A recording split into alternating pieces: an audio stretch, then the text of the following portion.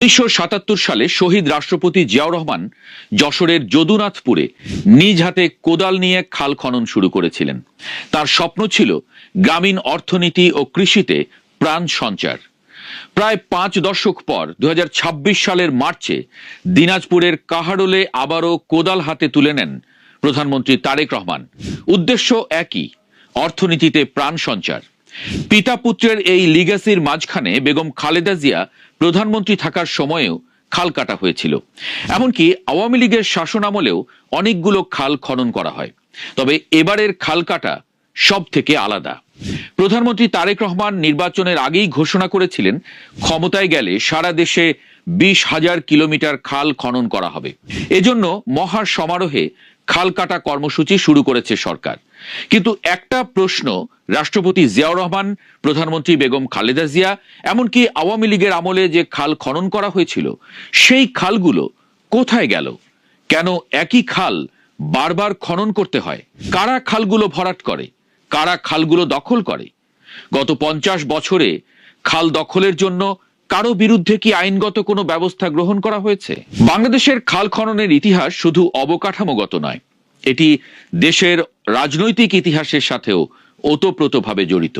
১৯৭৫ সালের পট পরিবর্তনের পর দেশ যখন খাদ্য সংকট ও অর্থনৈতিক স্থবিরতায় ভুগছিল, ঠিক সেই সময়ে জিয়াউর রহমান কৃষি ও গ্রামীণ উন্নয়নে বিশেষ গুরুত্ব দেন।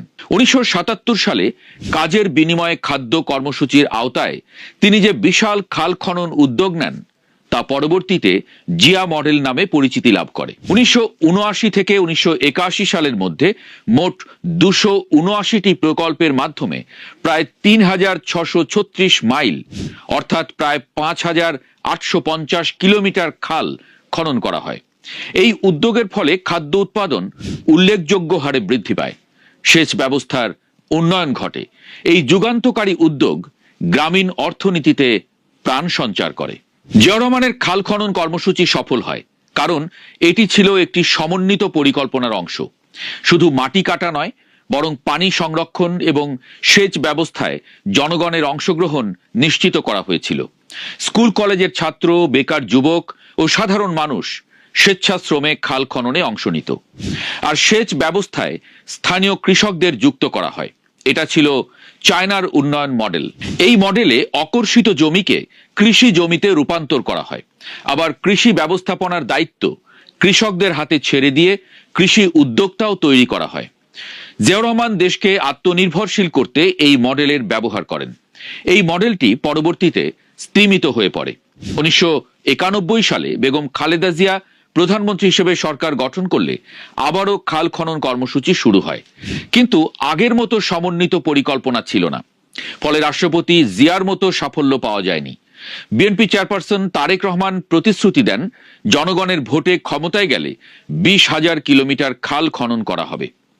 প্রতিশ্রুতি রাখতেই দায়িত্ব গ্রহণের ৩ সপ্তাহের মধ্যেই খাল খনন কর্মসূচি উদ্বোধন করেন। মানুষের স্বতঃস্ফূর্ত অংশগ্রহণে খাল খনন কর্মসূচি আলোচনার জন্ম দিয়েছে। ২০২৫-২৬ অর্থ বছরের শেষ ৩ মাসেই ১৫০০ কিলোমিটার খাল খননের জন্য বাজেট বরাদ্দ করা হয়েছে।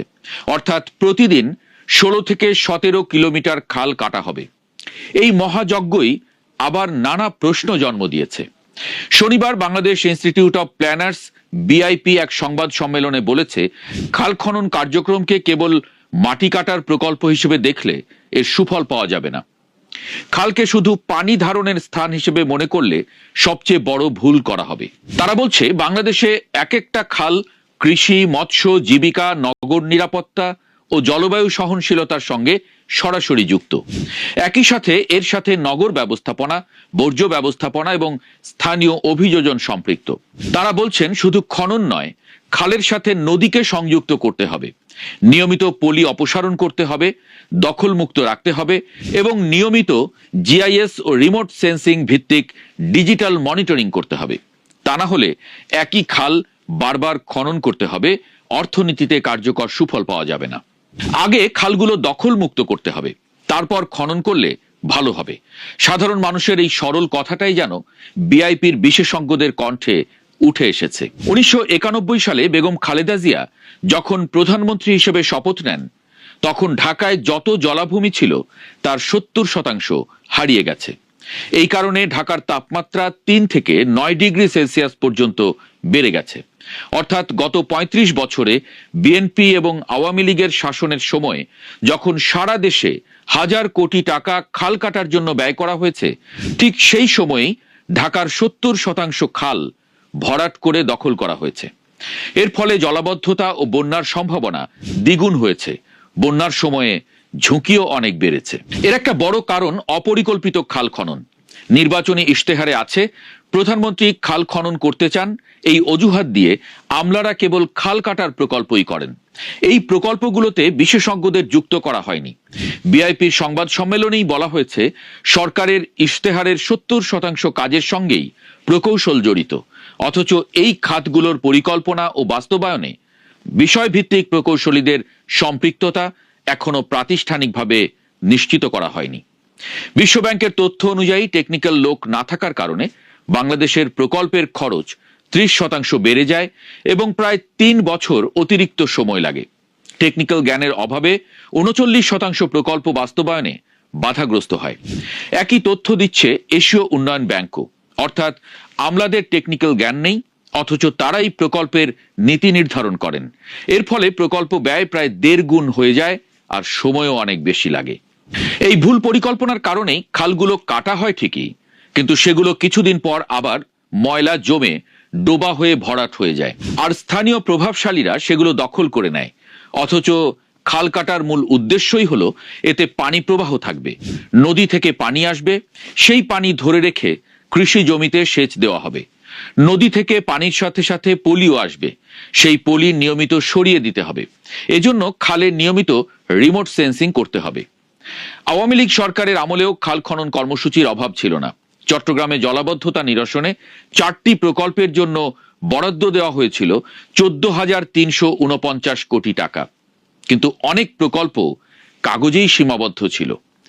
2010 থেকে 2020 সালের মধ্যে বরিশাল, খুলনা ও কুষ্টিয়া অঞ্চলে প্রায় 1,500 কিলোমিটার খাল খনন করা হলেও খননের আগে নদী ও খাল সংযোগ ও পানি সংরক্ষণের কোনো পরিকল্পনা না থাকায় 60% বেশি খালে নিয়মিত পানি প্রবাহ নেই।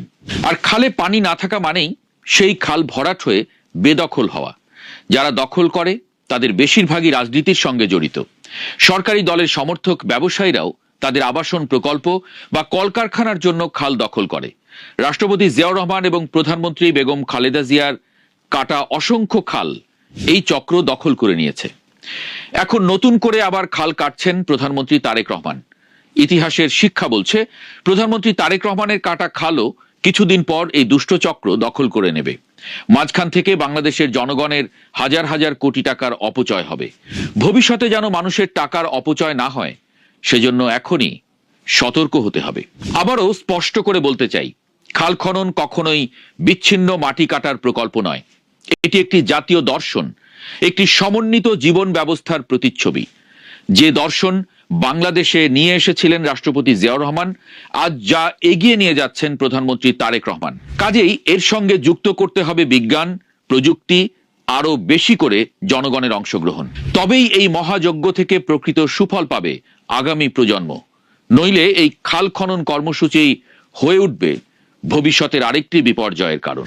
প্রিয় দর্শক, নেপালের মতন একটি ছোট্ট দেশের সাম্প্রতিক সময় ঘটে যাওয়া একটি ঘটনাকে সামনে নিয়ে এসে একটু তুলনা করতে চাই আমরা, অর্থাৎ বাংলাদেশ কতটা নোংরাভাবে মার্কিন তোষণ নীতি অবলম্বন করে। মার্কিন অধিপতি ডোনাল্ড ট্রাম্পের এই অঞ্চলের অর্থাৎ দক্ষিণ এবং মধ্য এশিয়া বিষয়ক বিশেষ দূত এবং একই সঙ্গে ভারতে নিযুক্ত মার্কিন রাষ্ট্রদূত সার্জিও গোর গত শনিবার গিয়েছিলেন নেপাল সফরে যাওয়ার পরে নেপালের নবনিযুক্ত প্রধানমন্ত্রী বালেন্দ্র শাহ কষে একটা থাপ্পড় মেরে দিলেন। আক্ষরিক অর্থে যদিও এটি থাপ্পড় নয়, তবে যা তিনি করলেন তাতে থাপ্পড় বলাটাও কম হয়ে যায়। কেন? তিনি নেপাল সফরে গিয়ে বালেন্দ্র শাহের সঙ্গে বৈঠক করার অনুরোধ জানিয়েছিলেন, প্রস্তাব দিয়েছিলেন, কিন্তু বালেন্দ্র শাহ স্ট্রেট বলে দিলেন তার সঙ্গে কোনো বৈঠক নয়। কেন বৈঠক করতে চাইলেন না? সে বিষয়ে জানাচ্ছি। এখন এই যে শুধু কোনো দেশে নিযুক্ত মার্কিন রাষ্ট্রদূতই নন, যিনি এই দক্ষিণ এবং মধ্য এশিয়া বিষয়ক বিশেষ দূত মার্কিন প্রেসিডেন্টের, তিনি মানে আমাদের দেশ, তার মতো কেউ আমাদের দেশে প্রধানমন্ত্রীর সঙ্গে দেখা করতে চাইলে সেটি নাকচ করে দেওয়ার সচরাচর কোনো ঘটনা কি আমাদের সামনে পড়ে? শুধু তার মতো ব্যক্তিই নন, বাংলাদেশে নিযুক্ত কোনো মার্কিন রাষ্ট্রদূত যদি এই ধরনের ইচ্ছা পোষণ করেন, আমরা কি এই ধরনের কোনো চিত্র দেখি সচরাচর? বরং আমরা দেখি মার্কিন রাষ্ট্রদূত আমাদের মন্ত্রীদের উপর ছড়ি ঘোরান। বিষয়টি হচ্ছে যে সার্জিও গোর আসলে নেপালে গিয়েছিলেন সে দেশের প্রধানমন্ত্রীর সঙ্গে দেখা করে যদি কনভিন্স করে কোনো একটি বাণিজ্য চুক্তি করে ফেলতে পারেন, এবং উদ্দেশ্য ছিল তার মাধ্যমে নেপালকে যুক্তরাষ্ট্রের অনুগত করে ফেলা এবং নেপালের চীনের প্রভাব মোকাবেলা করা। কোনো কিছু একটা প্রলোভন তিনি দেখাতে চেয়েছিলেন সরাসরি প্রধানমন্ত্রীকে সাক্ষাতের মাধ্যমে। কিন্তু এই বিষয়টি মার্কিন দূতাবাস বা সার্জিও গোর তার এক্স হ্যান্ডেলে তো এড়িয়ে গেছেনই, বরং এটি নেপালের বিভিন্ন গণমাধ্যমে খোলাসা হয়ে উঠেছে যে নেপালের প্রধানমন্ত্রী কেন তার সঙ্গে দেখা করতে চাননি, আর সার্জিও গোরও আসলে কি অবস্থায় পড়েছিলেন। সার্জিও গোর নেপালের সফর শেষে তার এক্স হ্যান্ডেলে লিখছেন যে সফরটি অত্যন্ত ফলপ্রসূ হয়েছে। মানে এত বড় অপমানিত হওয়ার পরেও তিনি লিখছেন, নেপালের নতুন সরকারের কাছে পরিবর্তনের জন্য এক অবিশ্বাস্য জনসমর্থন রয়েছে এবং তাদের ঘোষিত সমস্যাগুলো আশাব্যঞ্জক, ফুলিয়ে ফাঁপিয়ে যা কিছু বলা যায়। তিনি বলছেন যে আমরা একসঙ্গে ঘনিষ্ঠভাবে কাজ করার জন্য উন্মুখ হয়ে আছি। মেসেজটি সিগনিফিকেন্ট। তো পররাষ্ট্র মন্ত্রণালয়ের দায়িত্বপ্রাপ্ত মন্ত্রী সহ আরও বেশ কয়েকটি মন্ত্রণালয়ের দায়িত্বপ্রাপ্ত ব্যক্তিগণ তারা বালেন্দ্র শাহকে অনুরোধ জানিয়েছিলেন যে সার্জিও গোর অনেক হার্ডলি রিকোয়েস্ট করছেন, আপনার সঙ্গে এটি বৈঠক করতে চান। কিন্তু নেপালের প্রধানমন্ত্রী স্ট্রেট জানিয়ে দিলেন যে নির্বাচিত দেশের কয়েকটি দেশের তাও কূটনীতিক কর্মকর্তা বা পররাষ্ট্রমন্ত্রী পদমর্যাদার নিচের নেতাদের কারোর সঙ্গে তিনি সাক্ষাৎ করতে চান না। তাকে যখন অনেকভাবে বোঝানো হলো, মন্ত্রীরা হয়তো চেষ্টা করছিলেন যে এটি জানাতন ব্যক্তি নন, এটি ডোনাল্ড ট্রাম্পের বিশেষ দূত দক্ষিণ এবং মধ্য এশিয়ার, এটি প্রত্যাখ্যান করা ঠিক হবে না। কিন্তু তিনি তার সিদ্ধান্তে অটল রইলেন এবং তিনি একথাও জানিয়ে দিলেন ওই সময় যে আগামী 1 বছরের জন্য কোনো বিদেশ সফর করার পরিকল্পনা তার নেই এবং এই ধরনের কূটনৈতিক প্রোটোকলই তিনি মেনটেন করতে চান।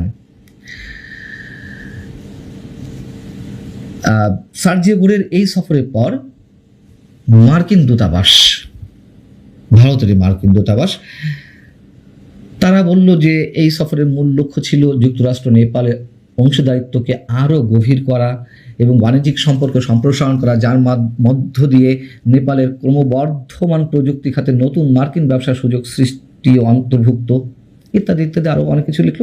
কিন্তু উদ্দেশ্যটি ছিল আসলে ভিন্ন কিছু এবং বালেন্দ্র শাহ সেটি বুঝতে পেরেই তিনি তার অনুরোধ প্রত্যাখ্যান করলেন এবং একই সঙ্গে তিনি স্টেট জানিয়ে দিলেন যে আমি এই ধরনের পদমর্যাদা কারোর সঙ্গে বৈঠক করতে চাই না। বাংলাদেশ হলে কি হয়? কোথাও মানে আমাদের কি এই ধরনের কোনো কিছু সচরাচর জানার কোনো সুযোগ হয়েছে যে মার্কিন রাষ্ট্রদূত কারোর সঙ্গে দেখা করতে চেয়েছেন বা প্রধানমন্ত্রীর সঙ্গে দেখা করতে চেয়েছেন, সে তিনি জেনেই হোক না কেন আমাদের প্রধানমন্ত্রী অবস্থা থাকায় সেটি রিফিউজ করা হয়েছে, দেখা দেননি, সাক্ষাৎ করেননি? মনে হয় না এই ধরনের কোনো সচরাচর ঘটনা আমাদের মনে পড়ে না। তবে হ্যাঁ, একবারে যদি আমি মনে করতে পারি যে সাবেক মার্কিন রাষ্ট্রদূত পিটার হাস শেখ হাসিনা যখন প্রধানমন্ত্রী ছিলেন তখন তার সাথে কোনো এক সময় বারবার সাক্ষাৎ চেয়েও পাচ্ছিলেন না। ফাইনালি তিনি যখন বাংলাদেশ থেকে বিদায় নেন, তার কার্যকাল শেষ হয়ে আসে, সেই পর্যন্ত পিটার হাসকে সাক্ষাৎ দেননি শেখ হাসিনা।